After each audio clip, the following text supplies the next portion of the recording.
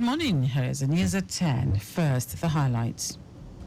Governor Sanwo-Olu attributes increase in Lagos State's gross domestic product to efficient economic policies. Nigeria, United States declare commitment to press freedom. On the foreign scene, Haiti's government set up provisional electoral council for first general elections since 2016. And in sport, Team Lagos sweeps boxing gold medals at 2024 National Youth Games in Asaba. Now the details. I am Dele Agadumo. Governor Babajide Sanwo-Olu says Lagos State's gross domestic product (GDP) under his administration has greatly increased in the last 5 years due to well thought out ideas and economic policies to enhance the well-being of residents. Governor Sanwo-Olu stated this when the president and chairman in council of the Chartered Institute of Bankers of Nigeria (CIBN), Pius Olarewaju, led other members of the council to pay him a courtesy visit at the Lagos House, Ikeja.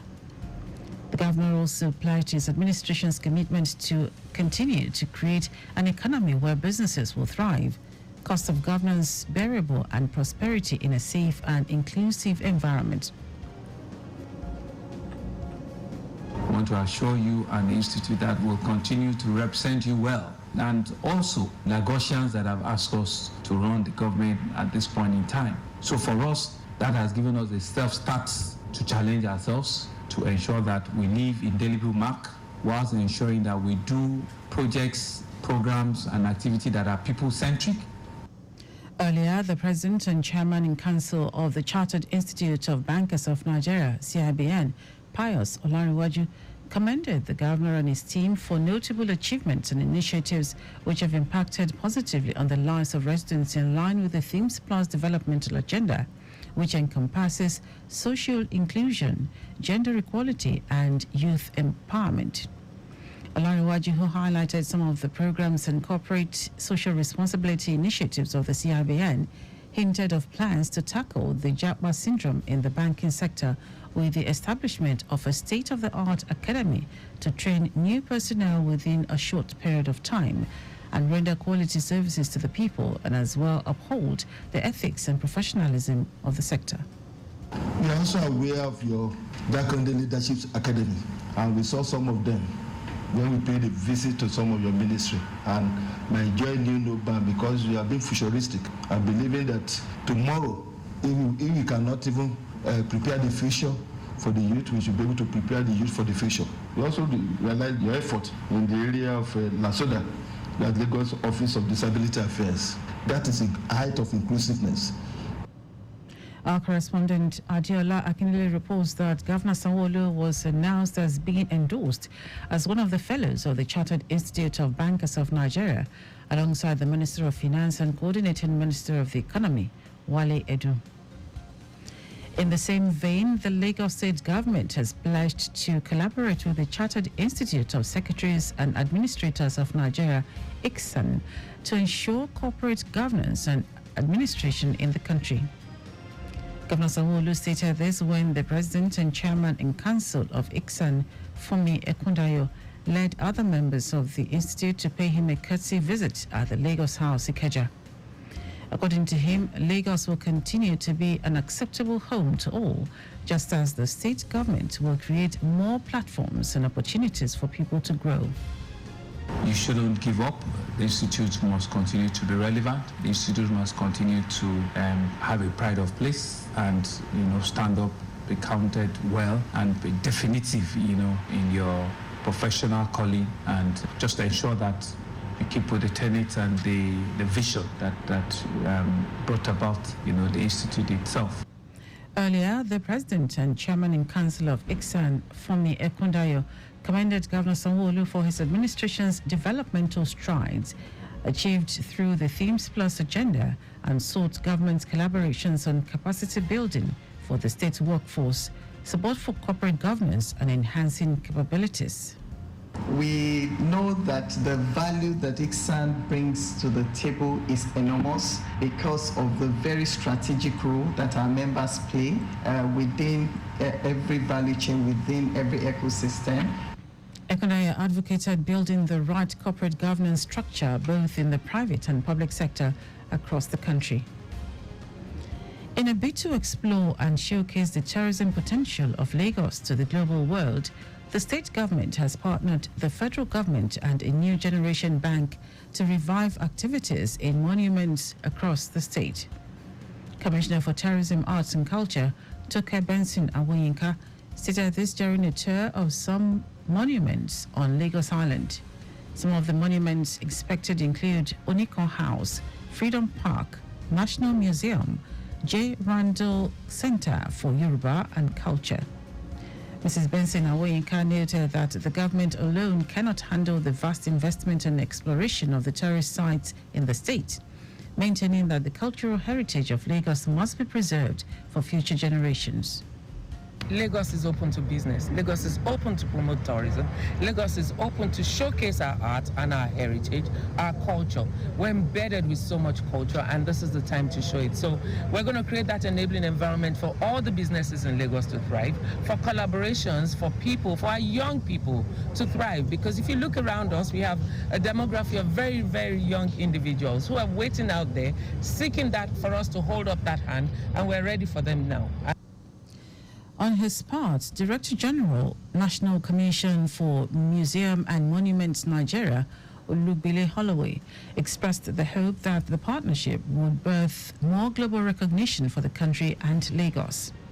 He observed that there are lots of hidden treasures which the younger generation, which he referred to as Gen Z, did not know about the tourism heritage of the country.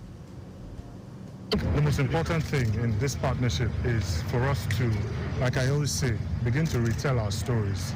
The National Museum itself is a national monument, and within that we have artifacts that go as far back as the 15th century.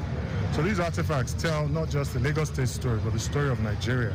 And by partnering with Lagos State, we can make the National Museum a tourist destination in a wider ecosystem of cultural tourism. Oniko itself is a cultural hub.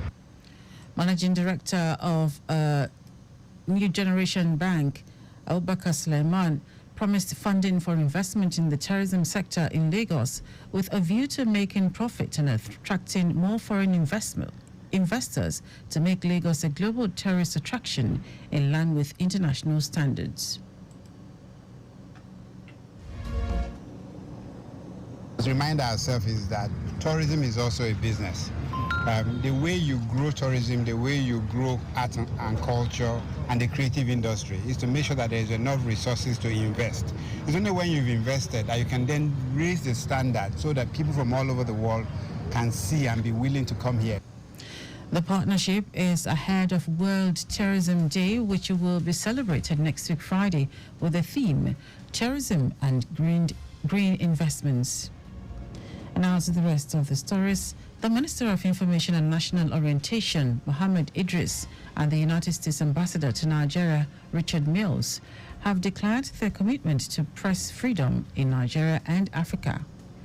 They made this known when Mills and his team paid a courtesy visit to Idris in Abuja. United States Ambassador to Nigeria, Richard Mills, said many democratic countries are facing issues of disinformation, misinformation, and fake news. Mills stressed on how to work together and strengthen the freedom of the press in Nigeria, Africa, and the world. On his part, Minister of Information and National Orientation, Mohammed Idris, said their discussion focused more on the area of press freedom and responsible journalism.